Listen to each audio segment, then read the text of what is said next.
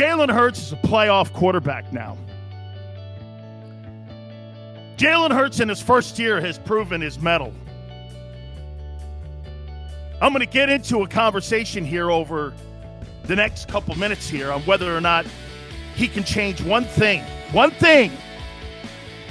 that maybe will change the minds of everyone on how they perceive him.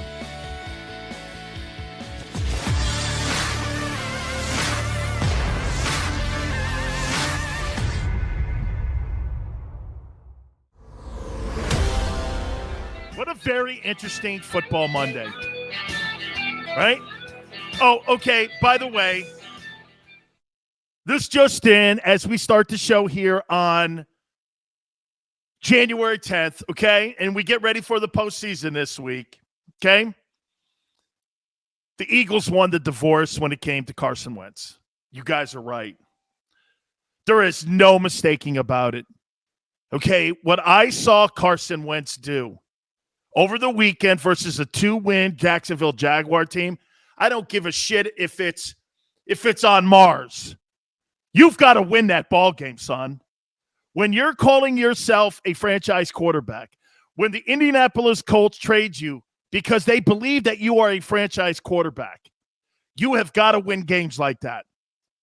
My opinion, that was the biggest game in Carson Wentz's NFL history career. That was the biggest game. In the history of his career, that was the biggest game. He had to win that ball game, and he couldn't get it done. Opened the floodgates for other teams. Pittsburgh, with their backbone, okay, they end up making it. The 49ers, with their backbone, they end up making it. The Eagles, with their backbone, they end up making it too. Son, I will never in a million years ever say anything positive about Carson Wentz ever again. You guys won the divorce. Absolutely plain and simple. You won the divorce, man. That guy had to win that game. I kept tweeting that out at Dan Sileo show. He had to win that fucking game. Win that game. Couldn't do it. No way.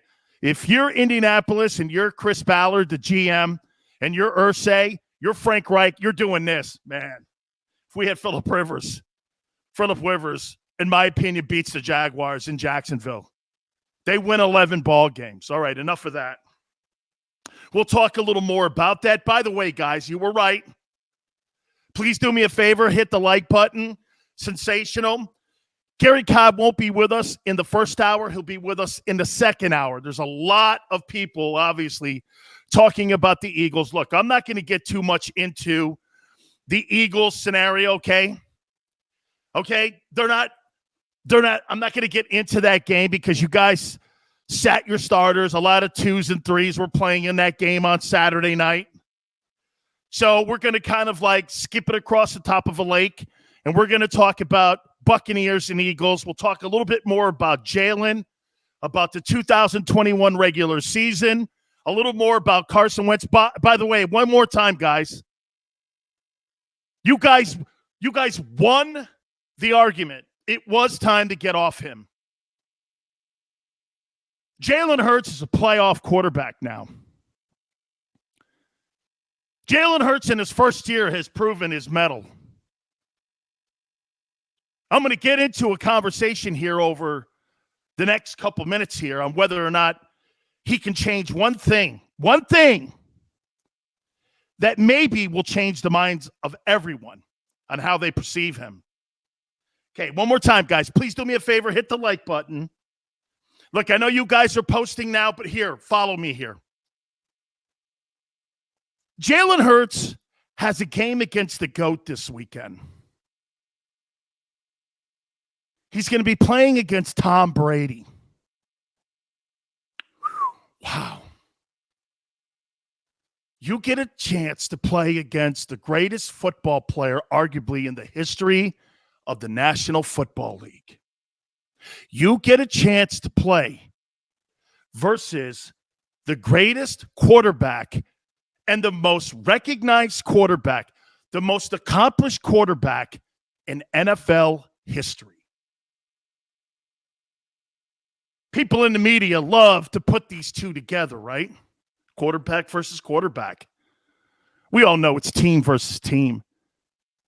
Quarterback gets all the praise, and he gets all the heat. Look at some of the quarterbacks that have ended up throwing away a good season. A Baker Mayfield.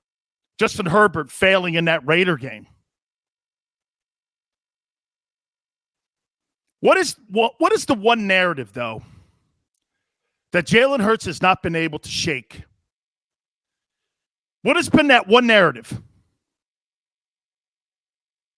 He lost his job in Alabama because Nick Saban thought he couldn't win the big one. Nick Saban thought Tua Tagovailoa could win the big one, not Jalen. And that has always delegated him to being what? A guy who lost his job and had to go somewhere else to build his reputation up. Went to Oklahoma. Ends up becoming a finalist for the Heisman. Ends up putting his team in the Final Four. We'll talk about the national championship game tonight. He's never been able to shake that. That's why he went in the second round. Many people still look at Jalen Hurts and do this. And we always pump the brakes on him. Why? Because there's a narrative out there that Saban thought he couldn't win the big one.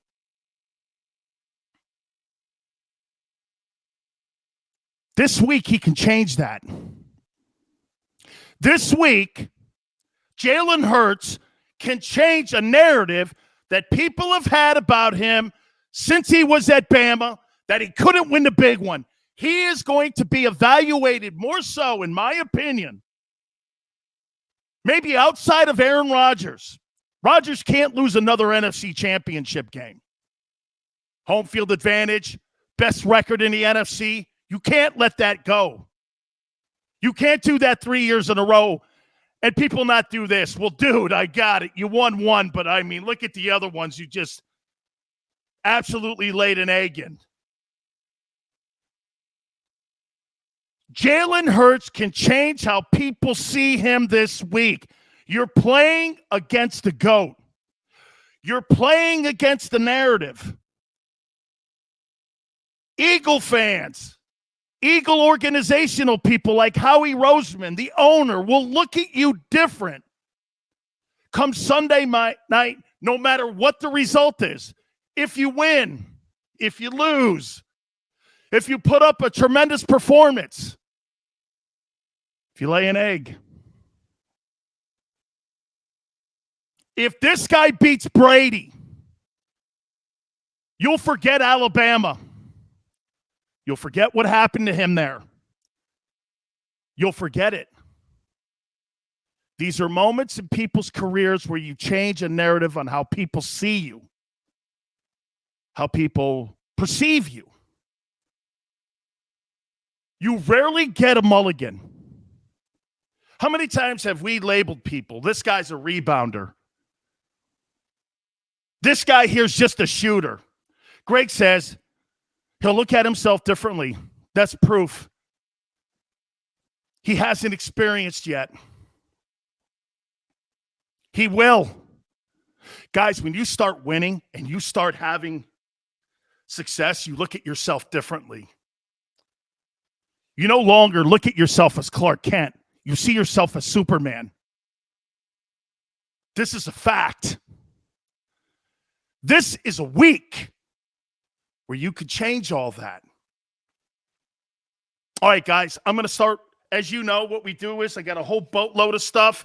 As I said, Gary Cobb's in hour number 2. So first hour, it's all of us here. You guys add in. I read it. We sit around. We debate back and forth. And we just go from there. This is a big week. It's playoff week. It's Buccaneer Eagles week. Down at Raymond James. Let's go play 60. Lawrence says, I hope Miles is playing. Let me tell you something. Broken hand, he's playing. Put Slay on Evans, double Gronk. Pressure to GOAT. It's not something that's not kind of something that Jonathan Gannon does, is it? Put a lot of pressure. If Gannon comes out and plays the same defense the last time, honestly, could be absolute misery. Could be. Smile says, come on, Big Silz. This is TV week. Leroy Selman has to go. Okay, tomorrow that won't be there. Tomorrow that won't be there. Backyard says, let's go fuck the Bucs up. Antonio, Dan, you think the Eagles will run heavy? Absolutely. I think that's the only chance that they have against this Buck team. You got to keep Brady on the sidelines, man. Okay? Absolutely, Chris. I take that 17 tape out. How'd you beat the GOAT the last time? You ran the ball, beat him up at the line of scrimmage. You turned it into a physical game. By the way, just so you guys know, I'll bury the lead on another story right out of the gate. I think the 49ers are going to kick the shit out of the Cowboys this coming weekend. I think the 49ers are playing better football. They're bully football also. Michael says, who do the Colts play next week? Yeah, there's a foursome somewhere down in South Florida. Tone says, front four pressure's a must. Okay? Make no mistake about it here. Hey, Philiopolis, I'll tell you the difference, though, between the 49ers and the Eagles. The 49ers run the ball not with a quarterback who's part of the running game. So it's different. It's a different approach. I thought Garoppolo was great when he had to be. I really did. That 49er team does not rely on the quarterback to run the ball. That's what makes them more of a frightening team, more of a bully of a team. They line up with running backs and beat you. The quarterback's not part of the running attack. He's part of the passing attack, which makes it a little bit more difficult to defend. It would not shock me if the 49ers make it all the way to the NFC Championship game. Chris says, bully ball the rest of the way. Williams says you have to hit Brady. Make him uncomfortable. Move him off his point. Like Monty Kiffin used to tell me, move him off his point. Move him around in the pocket. You may not get to him, but don't let him sit back there in a 7-step and just pick you apart back there with those very predictable coverages that Jonathan Gannon throws at you. Hey, Dante, Deebo Samuel is an absolute freaking unbelievable football player. That kid, 19, is some special football player. I had to look up where he went to college. He went to South Carolina. I can't believe it. He is some ball player. That Samuel kid can play. They've got a bunch of stars all over that football field, man. I don't even think Trent Williams played in that game, too. They are dominant, man. Javon Hargrave and Fletcher Cox have to push to Brady's face. Absolutely, man. Inside pressure is the one thing that always distracts Brady. Not perimeter pressure. Inside pressure. He loves to see the field. If you know anything about what you've watched with Tom Brady, he loves the slot. He loves the slot in the seam. Gronk up the seam, block and release, and he loves the slot. Welker, Amendola, Edelman, guys like that.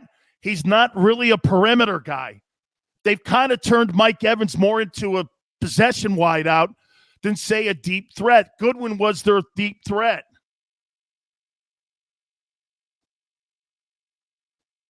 Michael says, Samuel, his first year finally being healthy, and he balled. Dude, he is some football player. Benjamin says DEDT stunts. Here's the thing with that, Benjamin. Don't waste your time. Get your hands up. You've got to get in Brady's vision. When you're running games like that in the middle there, Brady's too efficient. 1, 2, 3, throw. 1, 2, 3, throw. 1, 2, 3, throw. Those games take more time inside there. You're going to have to either bring blitz pressure or you're going to have guys handle that offensive line. That's going to be the key in the game. The key in the game is going to be stopping the Buccaneers' run offense. If the Eagles stop that run offense, the Eagles will win the ball game. You're going to keep Brady on the sidelines. You're going to wear clock out. No turnovers. Don't throw the fucking ball 37 times. If Jalen Hurts throws the ball 37 times, the Eagles get killed by 21 points. Can't have it.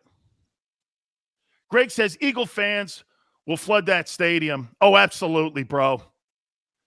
Every time I covered an Eagle game or a Flyers game in Tampa, you will be shocked how many Philadelphia sports fans live in the Tampa Bay area. St. Petersburg, Sarasota, Tampa, even out towards Orlando. Philadelphia fans are all over the joint down there. Lawrence says gap blitz will be key, but Gannon won't do it. You can't let Leonard Fournette get loose. Just can't. 5-man front eight gap pressure, bump and run coverage. Benjamin, they're banged up out there on the perimeter too, which will help. Akhtar says, who are you rooting for? Who do you think I'm rooting for? Who do you think I'm rooting for? Who do you think Big Silz is rooting for? Who do you think I'm rooting for? Honestly, ask me. Who do you think I'm rooting for? Okay? The Bucs? Chris says he thinks I'm rooting for the Bucs. Really? I'm not rooting for the Bucs. I'm rooting for the Eagles. You know why? We're all in this together. We're all in this together. Okay? We're all in this together. It's going to be a great football game. I'm rooting for a great football game. Hey, guys, know this. I'll always be a Buccaneer. I'll always be a Buck. But my loyalty is to the University of Miami. Okay? My loyalty is to the University of Miami. It will always be to the University of Miami. No pro team, nothing like that. The University of Miami. Birdman goes, if the Eagles win, your show will grow. Of course. Guys, know this. I am a Hurricane. I played for the Bucs. Anyone, hey, bro, wait a minute. One of the greatest football players in the history and my idol, Leroy Selman, signed a jersey, and that's my Buck helmet. Absolutely, man. Always, man. No. You got me wrong, guys. I'm a Hurricane. Oh, hey, so maybe what I should do is maybe I should take the jersey down and put the Hurricane helmet up this week. Is that okay? All right. Rasul Robinson, kiss ass, Mike. Oh, man. Hey, but guys, do you agree with me when I say this? Jalen Hurts has a chance this week to do this. Wow, he beat the GOAT. He beat the GOAT. He beat the GOAT. Big fish, little boat. Those old school Buck colors. Oh, dude, I wish you got. Hey, you imagine if you guys came out with the Kelly Green. You Kelly Green this weekend, man. Would that not be awesome? You came out with that Kelly Green. Oh, man, I'd love to see that Kelly Green. Do you, Silz? You put in your work. Oh, I rep how I feel. Yep, I'm a Hurricane, man. The throwing the chance would be crazy. Would it not be? Jalen Hurts can change how everyone looks at him this week, how he handles himself, how he plays. You'll never look at him any differently. We asked Merrill Lynch about this. Tomorrow, Merrill Lynch is on at 4:30. Okay? By the way, the whole week is set. Okay? The whole week is set, okay? Jake Glazer's on Thursday, too, by the way. Holy cow. Rasul Robinson and Merrill Lynch. Never live that down. Kelly Green. Rip Jerome Brown. Thank you, William. Alexander, all hands on deck. If you breathe, you're playing. Except Rieger. And that Whiteside kid. Get him out of there, too. Thanks, Paul. Not Lynch. I know. It's a running joke. Thanks, Paul. I know. Guys, clue our new friend in. Yes. Xander doing that work. We all work on this bad puppy together here. We all share. Smoke some more. Thank you. Thank you very much. If Heineke could beat the GOAT, so can Hurts. I'm with you. Didn't Tyson Hill? Or who was the other guy? Who was that other stiff that they had in New Orleans beat Brady? Who was that stiff that beat him? The guy, I believe he was the Bronco quarterback at one time. Right? I think he was the Bronco guy. Joe Buck and Aikman are on the call for Bucs in Philly. Oh, man, that's great. That's right, Lawrence. Saints beat the Bucs twice. That's right. Trevor Siemian, that's who the dude was. Trevor Siemian out-muscled the GOAT along with Heineke. Can you imagine that this year? Brady, dude, I would totally be pimping that. Brady lost to Trevor Siemian, and he lost to Tyler Heineke. Jalen Hurts has a chance. Jalen Hurts has a chance. What up, William? Okay. Hey, guys, can I make a statement here? And this is going to go down your Carson Wentz storyline. Oh, and by the way, you're all right. You're all right. That guy is a worm, and I would never want that guy as my starting quarterback. But can I make a statement? It may be revising history a little bit here. You guys don't win the Super Bowl if Carson Wentz is your quarterback. Foles won it. Wentz wouldn't have. I agree. I was talking to Xander prior to the show. He was a different quarterback, and he looked different before he got hurt at the Coliseum. He did. That was a different-looking dude. But you know what that meant? They didn't have the book on him yet. Nobody knew how to defend him. Nobody had that team. Nobody knew what his weaknesses and strengths were. Nobody knew that he had a character flaw, which was that his metal could be melted in a frying pan anytime a critical situation came up. Nobody knew that yet. But then after that injury, adversity hit him. He's not very good at adversity. Carson Wentz is a front runner. When things are going great, Carson Wentz is a spectacular front runner. When things start to go sideways, just like he did against the Titans, that was the worst 8 minutes of football until I saw the game against the Jags, which was 60 minutes of the worst football I've seen this year. I mean it. Guys, am I right when I say this? Wentz doesn't cross the finish line against New England. No way. No way. No way. That guy's just not built to win big games. Okay? Just different, man. Fresh Prince says Wentz not the same mentally and physically. Ron says if Wentz hadn't hurt his knee in L.A., we still would have won the Super Bowl. The injury changed him. Ron thinks the injury changed him. Can injuries change a player? Yeah, because you know what that would mean? How about this? That would go down the line of this. That means he doesn't want to get hit. That means he has a problem with wanting to get hit. Okay? All right, guys. Hey, listen.